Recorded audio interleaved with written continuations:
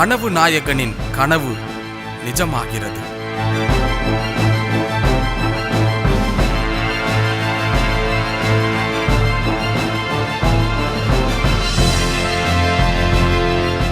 இந்த பிரபஞ்சத்தில் பிறக்கும் சாதாரண மனிதன் முதல் எப்போதாவது அவதரிக்கும் அவதார புருஷர்கள் வரை அவர்களின் மனங்களில் உதிக்கும் எண்ணங்களின் வண்ணங்களுக்கேற்ப கனவுகள் உயிர் பெறுவதும் உயர்வு பெறுவதும் பிரபஞ்ச சக்தியின் சூட்சமம். அவரவர் மனங்களில் தோன்றிய எண்ணங்களும் எண்ணங்களை பற்றிய அவர்களின் தொடர் கனவுகளும் கனவுகளின் வலிமைகளுமே செயல்களாக உருமாறிக்கொண்டிருக்கின்றது. எண்ணற்ற அவதார புருஷர்களை உலகிற்கு வழங்கிய புண்ணிய பூமி நம் பாரத தேசம். பல்லாயிரம் வருடங்கள் நீண்ட நெடிய வரலாற்றையும் நூற்றுக்கணக்கான அவதார புருஷர்களையும் ஈன்றெடுத்த நம் அன்னை பூமி. சுவாமி விவேகானந்தரின் கனவு நம் இளைஞர்களையும் இந்தியாவின் வலிமையான கலாச்சாரத்தையும் உலக அரங்கில் பறைசாற்றி இளைஞர்களிடம் எழுச்சியை ஏற்படுத்தியது. மகாத்மா காந்தியடிகளின் கனவு கனவாகவே இருந்த இந்தியாவின் சுதந்திரத்தை நிஜமாக்கியது.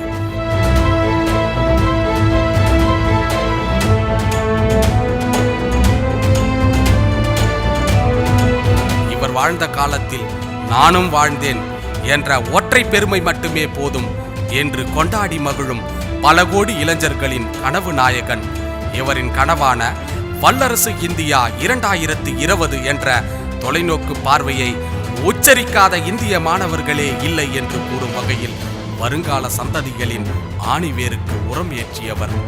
அதற்கான இலக்கை நிர்ணயித்து வல்லரசு கனவு என்பது எட்டிவிடும் தூரம்தான் என்று நம்பிக்கை விதைகளை தூவியவர். விதைத்தவன் உறங்கினாலும் விதைகள் உறங்குவதில்லை என்ற கூற்றை மெய்ப்பிக்கும் வகையில் கடந்த சில ஆண்டுகளில் இளைஞர்களின் எழுச்சி மற்றும் பல மாற்றங்கள் நிகழ்ந்த வண்ணம் இருப்பது ஒருபுறம் இருக்க, 2020 நெருங்கும் போதே சிலரின் மனதில் வல்லரசு இந்தியா 2020 என்ற இவரின் கனவு கனவாகவே போய்விடுமோ என்ற ஓர் ஐயம் ஏற்பட துவங்கியது.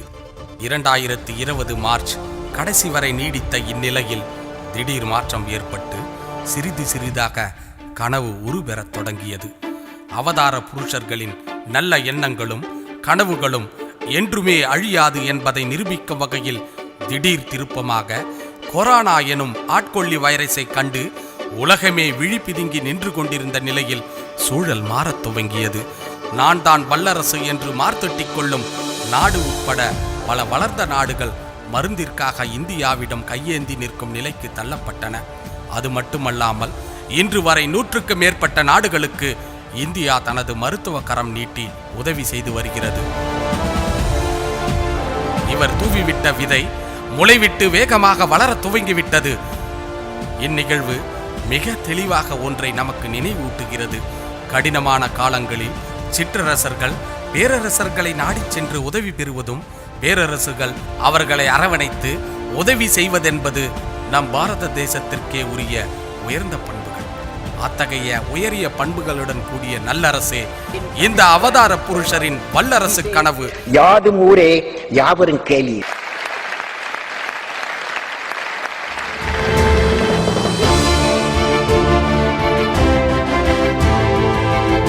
வல்லரசு என்பது வானத்தை அளப்பதோ பூமியை பிளப்பதோ அல்லது சுயநலத்திற்காக மற்றவர்களின் மகிழ்ச்சியை குலைப்பதோ அல்ல. அது மக்களின் அடிப்படை வளர்ச்சியிலும் அவர்களை மகிழ்ச்சியிலும் திளைக்கச் செய்வதுமே ஆகும்.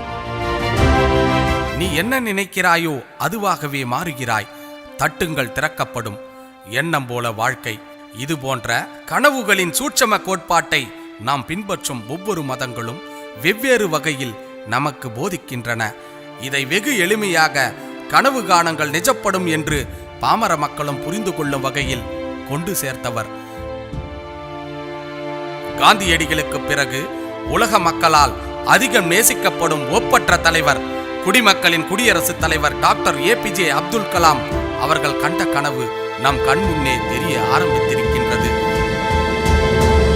இந்த கடினமான ஊரடங்கு சூழலிலும் வல்லரசு இந்தியா 2020 கனவு நிஜமாக தொடங்கிவிட்டது என்ற பெரு மகிழ்வில் இந்த காணொலி காட்சியை மக்களின் குடியரசுத் தலைவருக்கு சமர்ப்பிப்பதில் காந்தி உலக மையத்துடன் இணைந்து APJ Abdul Kalam international foundation பெருமிதம் கொள்கின்றது.